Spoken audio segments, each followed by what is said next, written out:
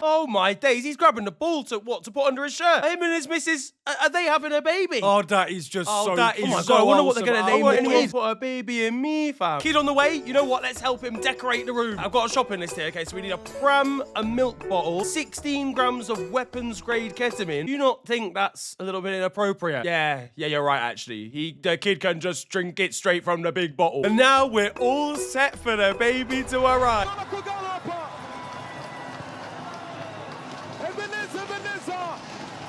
What a joy to watch! Hey, yo, look at me, blood. Yeah, I just got mad big balls, innit?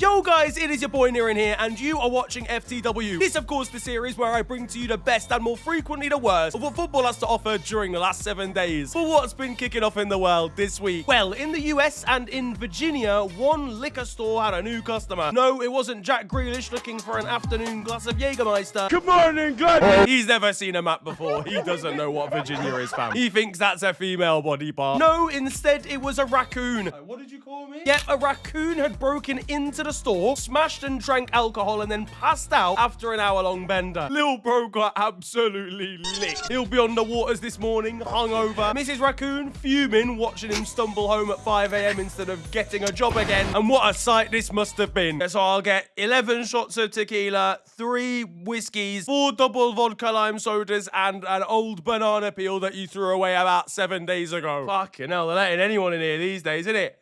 Anyway, should I get my knob out to lighten the mood? On to the football though now. And in a season where I've also wanted to drink myself into oblivion, at least there's been some incredible football. Goals galore, wonderful storylines. Wolverhampton Wanderers have been there as well, vaguely. But this week would see a game of the season contender, and it involved Manchester United. Now, United fans watching their defence at any point over the last 2 years, calamities. Like watching a girl you like with another man, a harrowing experience, and absolutely 0 clean sheets. Their defensive coach has been working from home. He's not washed his Manchester United tracksuit in 3 months because he doesn't go into work. And their record was not looking good against opponents. Bournemouth have gone back-to-back seasons conceding 3 at Old Trafford to the Cherries. This year, though, improvements. So they conceded 4 instead. Manchester United. Shut this whole thing down. This whole production. United's clash with Bournemouth was insane. An 8-goal thriller seeing the points shared. Absolute cinema. Unless you were sat behind a United strand, in which case you missed it all. Now, word on the street was that manager Ruben Amorim was going to be testing a 4 at the back, looking to play wingers in this system, as 2 of his best ones go to the African Cup of Nations. So it's kind of a false 9, and then he links up to a 4-pronged triangle. It would also mean 3 in midfield. However, he looked at his options, sighed, and put his speaker back on. Ruben Amorim versus his own youth players, by the way, will be a battle of the ages. Kobbie Mainoo's brother, Jordan, who once appeared on Love Island, brought a free Kobbie Mainoo shirt to Old Trafford. And honestly, he's got a point. I mean, both of them have got about the same game time this season. Bro just put Kobbie Mainoo in a different level of jail, by the way. Ruben will be rubbing his hands together knowing there's another Mainoo that he can stick on the bench, and was fuming when he saw what the shirt said from the stands. Who's Jordan again? What is happening right now? Why exactly is he beefing all of his players from the youth academy? Being asked about Kobbie Mainoo, then proceeding to throw him under the bus, as well as Chido Obi, Toby Collier, and Harry Amas. The latter of which he said had been struggling at Sheffield Wednesday, even though he's actually been a baller for them. Chido Obi and Amas responded with their own Insta stories, showing that they have actually been performing for their respective clubs. As I said, he lied about Amas. Ironically, he's clearly amassed no research whatsoever. Look, listen, I want United to fail as much as the next guy, but genuinely, Ruben Amorim is such a coward. As soon as any criticism is leveled on him, he just lashes out and finds some random victim that he can go and throw it on, usually in very un-United fashion, being the club's young prospect. Well done, he's 13. Either way, Manchester United, in fairness, did start brightly in this game and took a deserved lead. An Antoine Semenyo equaliser would come before Casemiro grabbed a goal on the edge of half-time. Georgi Petrovic might genuinely be a pyramid scheme, but honestly, maybe we owe Casemiro an apology in this situation. I've always backed him. Well, a couple of weeks ago, you said his legs had gone. No, He was grabbing goals here, and usually he's grabbing jugulars. Instead, it was Antoine Semenyo doing BDSM on Diogo Dalot, choking out the Portuguese wing-back, something that Manchester United fans have wanted to do to him for years. If that's Casemiro, by the way, he's off before he's even raised his hand. So in fairness, he had a right to be annoyed. Diogo Dalot intentionally backing into Semenyo whilst he was off the ground jumping for an aerial duel, something that has to be eradicated from the game before we see a very serious injury. Now into the second half, and it descended into absolute chaos. And like Hendrick on an average Saturday afternoon, we were seated. Bournemouth would go ahead thanks to Evan Nilsson and Marcus Tavernier, before Bruno Fernandes scored an absolute screamer of his own. Manuel Ugarte could be seen in training trying to recreate this free kick here. Bruno is performing for Manchester United. He's got them on his back right now with 7 assists and 6 goals in his last 10 games. And in an interview, he called out the club, saying it wasn't too long since they've been trying to force him out of the door over the summer. This brother saw Mo Salah's interview and said, "My time has come." United would complete a comeback here only for Bournemouth to score and make it 4-4. Both sets of defenders hardly even attempting to stop attackers in this one. We had Junior Krupi doing the maddest FIFA gymnastics gold star backflip. Unfortunately though, midway through, he was abducted by aliens. They were in the stands. This game transcended galaxies, bro. They had to tune in. Rumour has it they tried to abduct Luke Shaw, but there was no brain for them to study. This in the end was a class hate watch. I'm not enjoying this one bit. Right, so Whilst both teams defended horribly, it was a great advert for the Premier League. Bournemouth stopped the rot of losing constantly, and Manchester United do at least still look better than last season. Though it's kind of impossible not to. In North London, and Mikel Arteta's A&E department were facing off against West Midlands bottom set PE. Both sides were bookmarking the current Premier League table, and for Wolves, they probably won't want to read the rest of this story. In fairness, they could still stay up if they improved on their goalkeeping, defending, creativity, management, recruitment, but it's their attacking numbers that are truly awful. And they took that personally, scoring all 3 here in this match at the Emirates. The only issue is 2 of them were in their own net for a slim defeat. Wolves manager Rob Edwards couldn't believe his eyes, seeing they'd scored all 3 goals in a game and still ended up losing. Meanwhile, Arsenal players, great stuff, but they don't even have to put any effort in. Mikel Arteta will be trying to sign Owen Goal in January. Now, what I will say is it does seem a little bit unfair that Arsenal could loan out Mascara to Wolves only for him to go and score for them. He could be seen walking into the Arsenal dressing room at full time. And now, this wasn't actually an easy game for Arsenal. They found it very, very difficult to break down bottom of the league here. 0-0 with Wolves after 70 minutes is an absolute madness. Victor Glycogen's performance was really not as good as it needs to be. He runs like his trousers are wet. It's like he's carrying a fridge at all times. But bad injury news for Arsenal continues, as Ben White will now be out for 4 weeks with a hamstring injury. Can't wait for it to be proven that he's faking it so that he can avoid playing a sport he doesn't even like, turning up at the work Christmas party. Now, up in the northeast, and we finally got a chance to see the Tyne-Wear derby back in the Premier League, following on from Sunderland's promotion. A derby full of passion and fire, a derby that's seen some iconic moments in its history. One of the flagships of the northeast and best teams in the league, and also Newcastle were playing as well. You fucking worthless piles of shit! Now this one was at the Stadium of Light, but Newcastle wanted to motivate their players, putting a "Get Into Them" plaque above the away dressing room. The only issue is with Newcastle's performance is it ended up being about as spineless as a legless jellyfish, but without any of the actual sting. Newcastle did at least witness a great finish from Nick Voltemada. The issue is that he's blammed it into his own net instead. that is unbelievable. That is a bad one. Nick clearly forgetting that the second half had started and that both teams change ends usually when that happens. He was unmarked. In fact, he's done well to get himself in that position. To be fair, it's the best cross anyone's put into the box for him in weeks. His highlights, unfortunately, though, don't do him the justice that he deserves. And after scoring the only goal of the match, Sunderland fans gave him a great round of applause as he exited the Stadium of Light. Yeah, it's a shithousery award for Black Cat supporters. Poor kids had a great start to life at Newcastle, but this was unfortunate. And not his greatest moment for the visitors, as they were known to Sunderland, who couldn't even bear to put their badge up on the scoreboard. One 4-year-old Sunderland fan got to witness his first ever Tyne-Wear derby. Meanwhile, Sunderland were recreating a team photo on the pitch that Newcastle had taken at their ground back in 2024. Noah Siddiqui joined in with the chants of Sunderland players. He's had a great season so far, and Sunderland are now 10 unbeaten versus Newcastle in the Prem. A dark period for Eddie Howe, who's really got to turn things around. At Liverpool now, and once Mo Salah had stopped gatekeeping his hair transplant source, Arne Slot was clearly willing to allow him back in the team. These talks between the two going well after the Egyptians' outburst a couple of weeks ago and getting dropped from our Champions League squad against Inter. It meant that he was back on the bench, ironically, please don't kick off, Mo, and he was in prime position to see us take the lead against Brighton after just 46 seconds. He had, however, been chastised by Paul Merson before kick-off. Oh my God, did he miss his mortgage payment or something? You don't know. Seriously?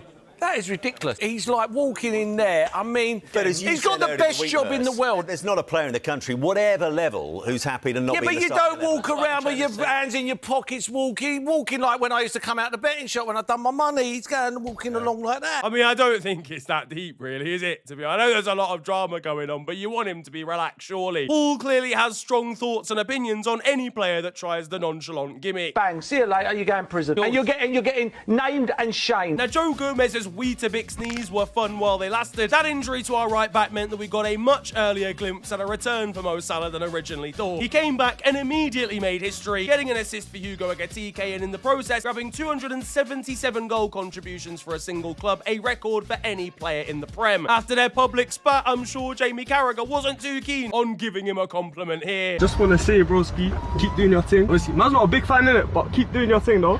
Thank you, my bro. Man's not a big fan. The assist, of course, came for Hugo Ekitike, who's absolutely killing it again. It might genuinely be time for Alexander Isak to learn Arabic. Today I feel Qatari. Mo Salah getting a standing ovation at the end of the game must have rubbed certain people up the wrong way. I'm recoiling watching that. It is disgusting. Though he did learn his lesson, turning down an interview in the mix zone after the match. Another player I was impressed with actually in this one was Florian Wirtz.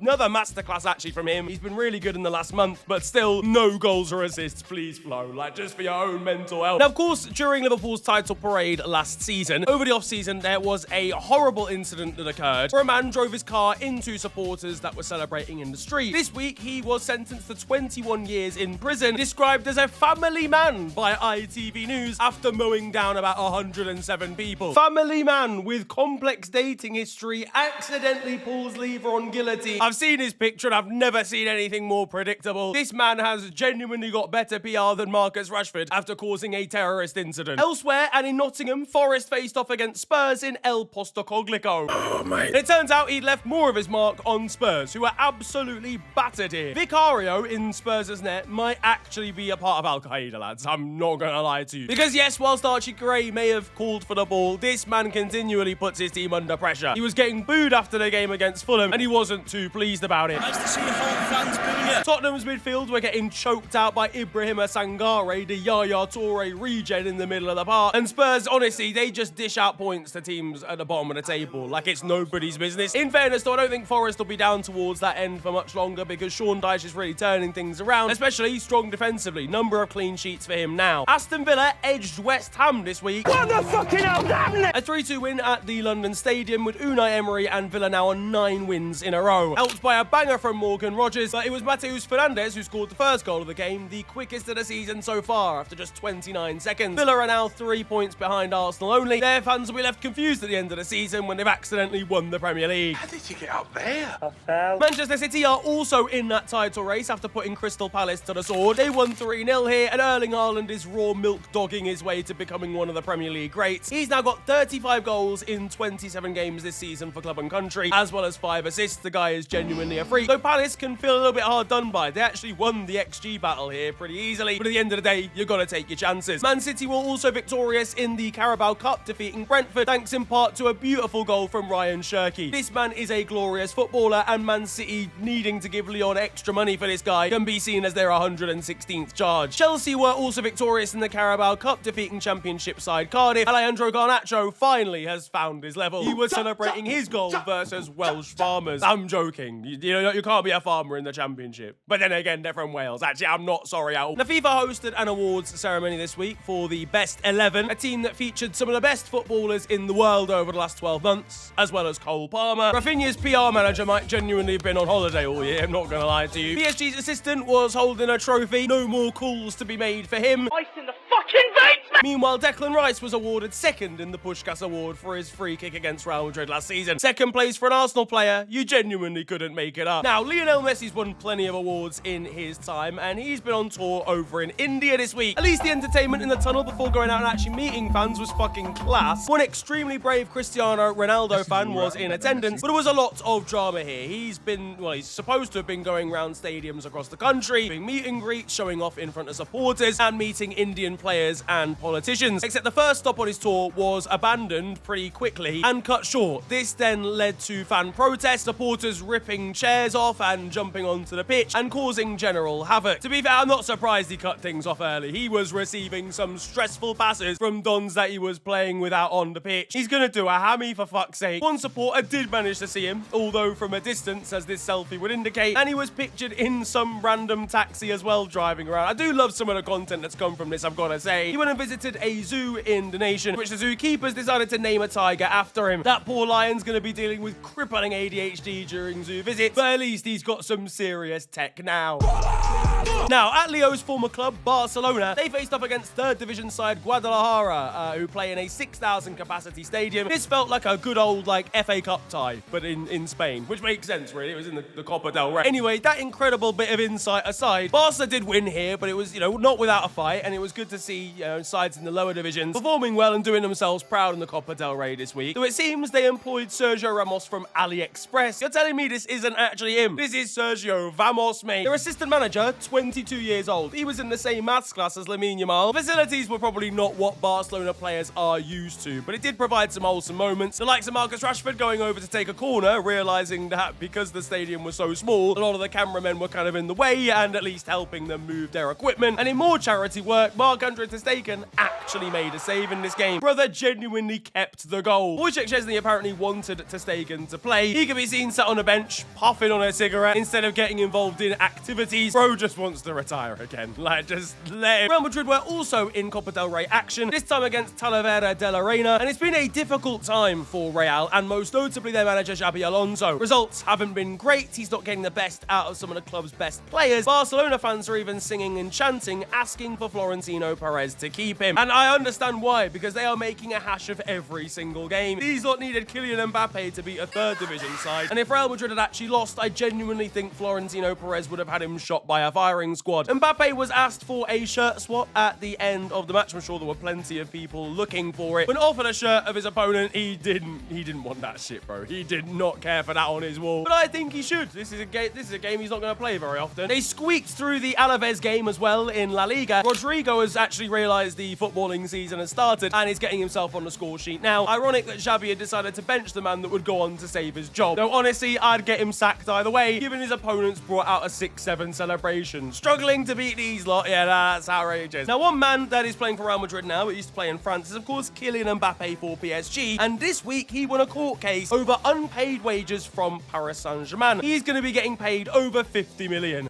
$50 million? And who you think you kidnapped, Chelsea Clinton? He's going to be upset when his girlfriend now expects a present that's $49 million in value. Meanwhile, PSG were sneakily trying to settle on a £175.99 payout outside of court. Yo, give me one second, man. Relax, man. Let's negotiate, man. If my kid decides he wants to be a marine biologist, yeah, I'm not having it, mate. We're trying to set up the finances for the future. You got to take one for the team. I'll slap their textbooks out of their hand. I'm embarking on Project Mbappe 3 minutes after my child has exited the womb. Boski. PSG are aiming to recoup some of that money back, though, by taking part in their 27th competition of the calendar year, the Intercontinental Cup. And they were victorious against Brazilian opposition thanks to a penalty shootout. Flamengo here missed penalties 2, 3, 4, 5, probably 6 and 7. The penalty shootout was absolute cinema, with PSG goalkeeper Safanov providing a mad thing in it. And with a broken wrist. Are you insane? What a guy. PSG fucking hired Captain Marvel to go in between the sticks. They weren't helped by Ballon d'Or winner Ousmane Dembele, though, skying a penalty, as he was truly shooting for the stars.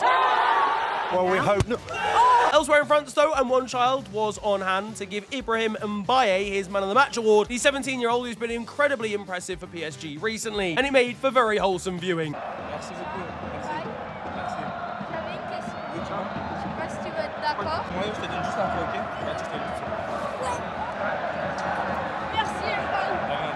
There wasn't quite that sort of love going on at Angers versus Lille, where a brawl led to both sides ending the match on 9 men apiece. And a side in absolutely shocking form are OGC Nice. They're a club truthfully in absolute crisis, and their club commentators really going through it. Le centre de Mathieu Idol. Centre de Mathieu Idol. Tête d'Hudson-Edouard. Centre de Mathieu Idol. Tête d'Hudson-Edouard. Centre de Mathieu Idol. Tête d'Hudson-Edouard. Centre de Mathieu Idol. Tête d'Hudson-Edouard. Centre de Mathieu Idol. Tête d'Hudson-Edouard. Centre de Mathieu Idol. tête de Son-Edouard.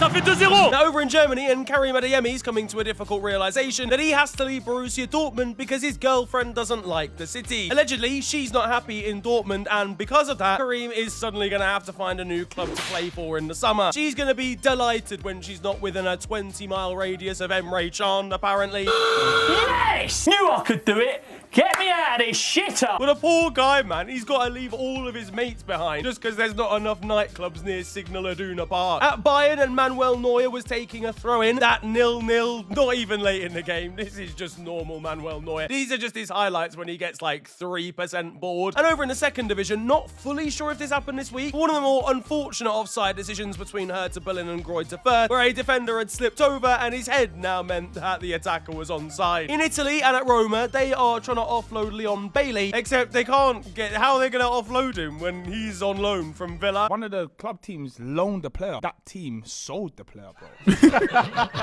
Meanwhile, Roma's game against Como had a sensational abbreviation, though seemingly, according to this tweet, wives across the country are not too pleased. Now, Como fans and Senegalese fans won't be too happy with Cesc Fabregas. Hassan Diao is a great youngster who came through the ranks at Real Betis and lit up Como, but then has been injured for a decent amount of time. He made his return, was rushed back to play in Serie A for Como before going away on international duty for the African Cup of Nations, except he clearly wasn't ready and on return got injured again. This injury now means that he's going to miss the entirety of AFCON, and Cesc Fabregas admitted that he didn't actually want to play Hassan Diao either. He simply wanted to get some use out of him because they've been paying his wages, and he was going to go from being injured for a decent portion of time to then being away on international duty. This is a wildly inappropriate way to treat a youngster when it comes to injuries. Just playing a player to make a point or to just get like one game of use out of them instead of thinking about their actual physical well-being is totally irresponsible, and he needs to have a serious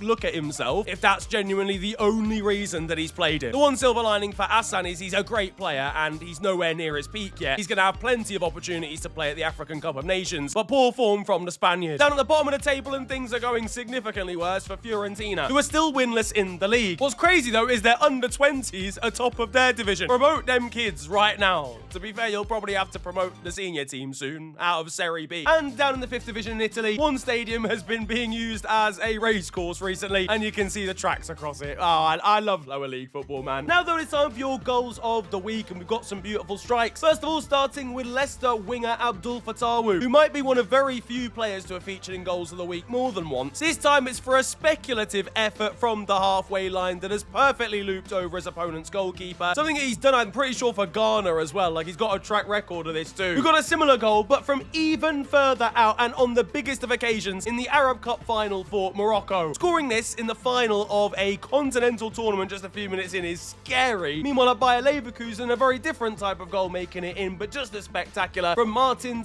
scoring a scorpion kick here in the Bundesliga. Hello all, and welcome to The Beautiful Game, the segment where we take a look at the poetic and brilliant side of the game that we love. We are back by popular demand for yet more glorious beauty. Here is Nemodin. Can he open the score? Brilliant play from Nemodin. Lovely. How did he miss it? He's bloody missed it. And that concludes The Beautiful Game. Now, at Celtic, it has been a far from ideal start to life for new boss Wilfred Nancy. His first 4 matches as Celtic boss have ended in 4 losses. 4 appearances in 4 games, bro. Now, this is not the type of thing that you do at Celtic, okay? Like in other walks of life, in other leagues, you might get away with this. But for a team as dominant in Scottish football as Celtic over recent years, this is completely unheard of. And it included a loss in the Scottish League Cup final to St Mirren. That's St Me, bro, basically. That's like that same name. And his actions, well, they're not really helping the situation. But we started well.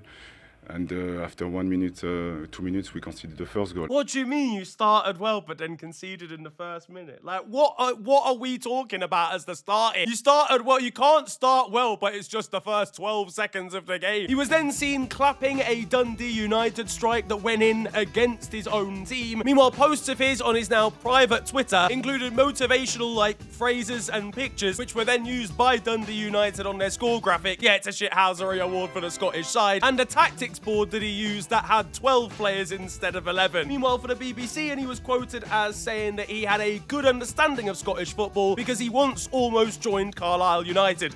who play in England. It can't go on like this, can it? It can't. He's lost the dressing room and he's barely even found it yet. And I think that insanity is leaking into the players at this stage because Rio Hatate could be seen warming up his eyes. Scottish football's been on fire, honestly, over the last week. Clearly not for one fan, though, at Rangers versus Hibs, as they were too busy watching Elf in the stands. Meanwhile, back at Celtic, and one fan managed to prank the entire club by wishing for a happy birthday to Zach the Board. How did this one get through checks? Now, in World Cup news, and there's potential problems for fans of Senegal and Cote d'Ivoire, as Donald Trump signed an order this week banning people from those two countries from entering US soil. This has been a major talking point when it comes to Iranian supporters as well, and even certain Iranian footballers aren't sure if they'll be able to turn up and play in the tournament. The same thing now is happening for Cote d'Ivoire and Senegal, a tournament that's supposed to celebrate globalization, and fans and people from different cultures and different societies is now going to be thrown into complete disarray because half of people can't turn up and watch their team. But he was a totally deserving winner of the FIFA Peace Prize, wasn't he? Over in Vietnam, and we've got some unconventional skill being used. Bro's taken his from the dance floor to the football pitch and it's worked. Can't blame him. There's been a robbery over in Portugal for their under-19s, as one goal scored by their opponents basically didn't even cross the line after crashing off the crossbar. Their goalkeeper, who was already feeling aggrieved, was then sent off after a challenge where he very much got the ball, and they were then denied a clear penalty late on. I mean, that's basically the trifecta completed. We might have to check the referee's,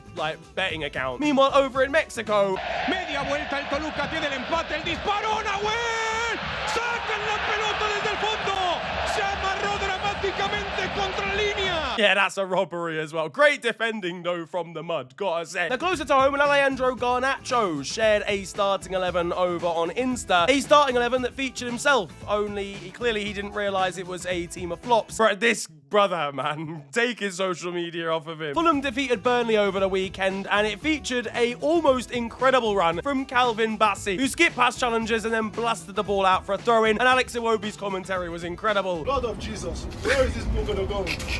You know? Darling, hold my hand. Don't pick me, sir. J2 holiday. That's what... That ball has gone to AFCON before we've gone there. That ball has gone. There's beef going on between Scott Sinclair and his wife after he seemingly turned up to the Abu Dhabi Grand Prix instead of his kid's own nativity play. Leave the family before the family leaves you. Wholesome stuff, though, in fairness, back at Fulham, where Sasa Lukic sent a signed shirt to a Fulham fan who had a tattoo with his name on it. Really, really nice, and a really heartfelt message as well from the Serbian. Meanwhile, some heartfelt stuff for Jordan Henderson as well, who did Diogo Jota's celebration after scoring for Brentford this week. At Wigan, meanwhile, and Lee Nichols left a Wigan match in full kit and flip-flops to actually go and attend his child's birth. Yeah, you take note, Scott Sinclair, though the doctors will be a little bit confused when he turns up. Period. Look at this twat. They do it on purpose, and he's not even got the right kit on. At PSV now in the Netherlands, and why are you doing this? You know the response that you're going to get with a tweet with those numbers in it. At Feyenoord, and their fans were turning up before a crucial clash against Ajax, bringing flares and serious atmosphere to just a training session. In Ghana, a one football fan is severely depressed up in the stand. I knew I shouldn't have gone to the circus before kickoff, man. Meanwhile, the ways in which the scoreboard is being kept over at Kwara State is nostalgic, let's say that. Shout out to Hervé Kofi in Belgium. The Burkinabe goalkeeper is not a goalkeeper of the past, he's a goalkeeper of the future. With this level of composure on the ball, he's a complete madman. In Sweden, and Enskede IK, I think that's how you pronounce the name, may well be a classic club. They're looking to embrace the future, though, of football badges. They decided to redesign their crest from this old one to what you're seeing on the screen. It's just 3 circles. Yeah, the minimalism's gone mad. In Uruguay, and shout out to this shot stopper who managed to save 2 penalties in one match. It's not quite Safanov, but the second one, being in the 97th minute, is just as dramatic. And at the ASEAN Cup, one fan's got the answer for a referee who's deliberating a VAR decision. Now that it's time for Still 0-0, and you guys know the score by now. This is a segment of the show where I bring to you the best of Sunday League and amateur football. We've seen some of the lows of Sunday League football, but we've also seen some of the highs. Some truly special moments have come out of Still 0-0. But honestly, I'm not sure there's been many better goals to feature in this segment than this, as the ball is progressed forward, a cross is slapped into the box, and on the edge of it, we've got the chest control and bicycle kick of dreams. Also, shout out to this guy for laughing at a defender once he'd already skipped past him. Love love that touch. On to the weird stuff though now. First of all, we've got one of the most unfortunate teams maybe that I've ever seen. We're in continental competition in Asia here, and Vietnamese club Nam Dinh, I'm so sorry if I'm pronouncing that wrong, anyone that's Vietnamese, they need a 12-goal swing. They don't just need to win and hope the team above them in the table lose. They need a genuine goal difference miracle. The side above them are Ratchaburi from Thailand, and when they lost 2-0, they probably couldn't have expected Nam Dinh to actually go out and win 9-0. Now, this isn't the 12-goal swing, it's only 11. So despite all of that, they actually still went out on goals scored. Over in Turkmenistan, and their best club, Arkadag, have continued on their crazy run. I've covered them already in the past on FTW, but they are owned by a former dictator in the country, and since being created in like 2023, they've not lost a single game or dropped any points for that matter in the Turkmenistan league. They've been accused of match fixing amongst other things, and they have just completed their third season without dropping any points. But the final story is a tragic one, and it comes from England. It involves former Wolves Academy graduate Ethan McLeod, who unfortunately and tragically lost his life on the way back from a Macclesfield game midweek. Obviously, tributes have been pouring in for him at the age of 21. That is literally no age whatsoever. My thoughts are with everybody at the club. Obviously, that's a very difficult thing to go through. His former teammates, he came through Wolves' academy, and of course, his family and friends as well. That is it though for football this week. If you have enjoyed, then feel free to slap a like on the video, and of course subscribe if you are new to the channel. You can also follow me on social media. It is at officialfng on Twitter and on Insta. But it's been a pleasure ranting at you guys today. Have a wonderful day, enjoy yourselves, and goodbye.